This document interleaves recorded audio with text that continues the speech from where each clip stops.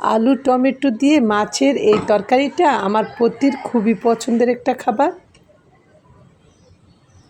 আজকে আমি কাসকি মাছ দিয়ে এই তরকারিটা রেঁধে নিলাম। হ্যালো, আসসালামু আলাইকুম এভরিওয়ান, ওয়েলকাম জানাচ্ছি আমার এই কিচেনে। এখানে আমি কাসকি মাছটা রান্না করার জন্য আলু টমেটো আর পেঁয়াজ কেটে নিয়েছি। আলু মাছের তুলনায় পরিমাণে একটু বেশি কেটে ফেলেছি। তুমি কি মাছ ছেড়ে দিচ্ছ নাকি আলু?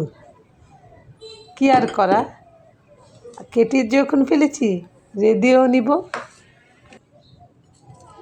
নতুন আলু টমেটো আর ধনেপাতা আর কাসকি মাছটা যেহেতু তাজা, খেতে খারাপ লাগবে না।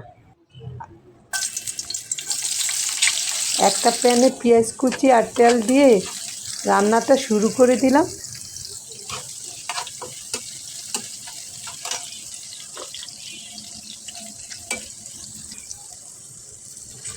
এই তো অ্যাড করে দিচ্ছি আদা রসুন পেস্ট, হলুদ মরিচ ধনিয়া আর লবণ আর অল্প একটু কাঁচা জিরার গুঁড়োও দিয়ে দিয়েছি।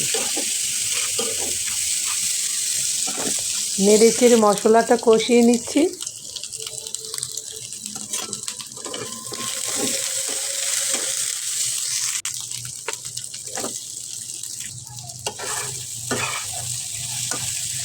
এখন আমি আলুগুলি দিয়ে অল্প একটু পানি দিয়ে মশলার সাথে নেড়ে চেড়ে কষিয়ে নিচ্ছি আলুটা।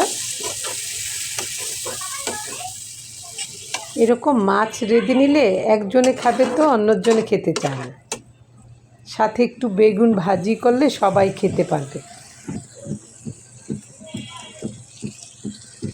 বাচ্চাদের জন্য আমার একটু বেগুনও ভেজে নিতে হবে। আমার বাচ্চারা আসলে যে কোনো সবজি খাবে, কিন্তু মাছটা একটু কমই খায়, মাছটা একদম খেতে চায় না।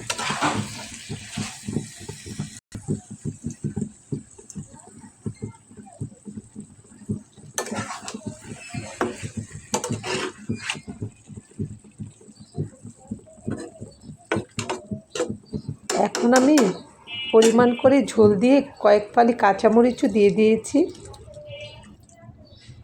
ঢাকনা দিয়ে ঢেকে ভালোভাবে বলক উঠিয়ে নামিয়ে নিতে হবে। আর এই মাছ সিদ্ধ হতে সময় লাগে না।